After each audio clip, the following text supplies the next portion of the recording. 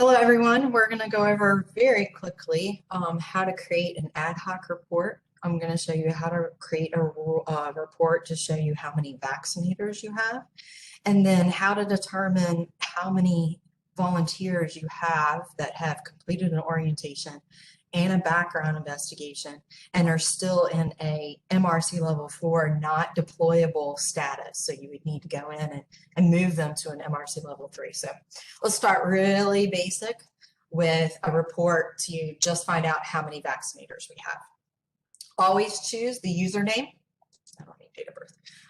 The username, and then you want to choose the role, and then I can choose, if you have multiple health districts that you support, then you can also choose health districts. And then if you also want to know, although it wouldn't really be needed because everybody who is assigned to this role should be deployable, or let's just say we want to know what kind of medical volunteer, are they working in a hospital or whatever their role is as far as their medical status. So I've chosen those. If I want to, change and shift the look of it, you can always move these up and down. I personally always like username to be first because I use ad hoc reports and then manage applications based upon ad hoc reports. So I'm going to go for a volunteer role, an N, and we want to choose, maybe you want to choose, okay, how many people need the skills assessment? So here we have COVID-19 vaccinator skills check needed.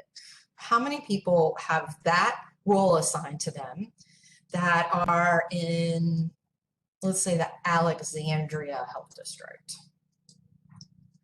So how many people in Alexandria need skills checks in VVHS? So we're going to just hit next. And that's going to show me, all right, we've got 11 volunteers that have this role assigned.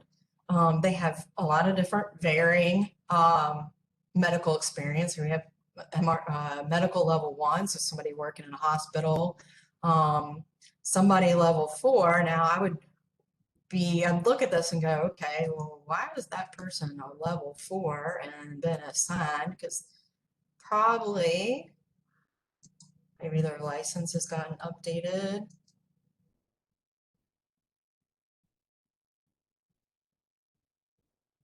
Okay, so it looks like she has a license out of state, so in California.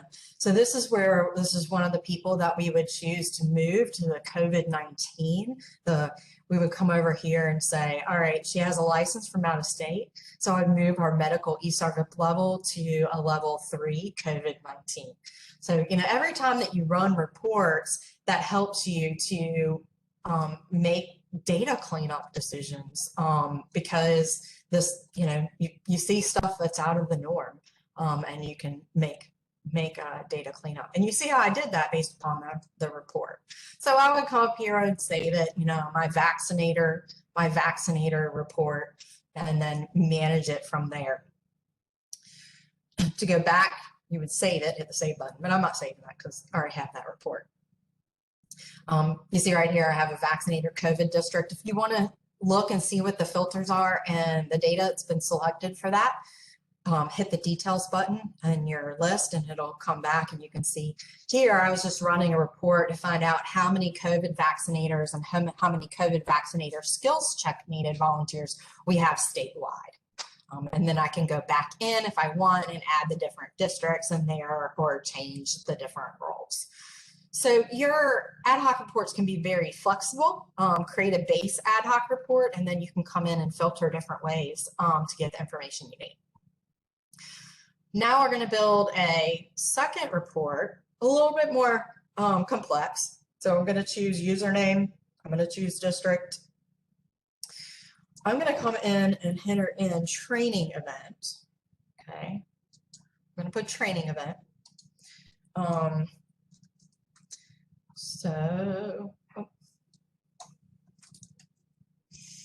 Okay, investigation result, when the investigation was completed. So how many people have background investigation as passed and who have completed orientation that have an MRC level. And so I'm choosing both medical, deployable level, investigation result, training event. Again, I'm going to shift this up and I'm going to move over. Now, you may not be aware, we're going to go ahead and choose anybody who's in an MRC level 4. So they're not deployable, okay, not deployable, but we want to see if any of them have a past background investigation. So they're not deployable, but they have a past background investigation. And really easy way to find out if they've completed an orientation is to choose training event and contains orientation. Okay. Past background investigation, have completed an orientation, and are still a level 4.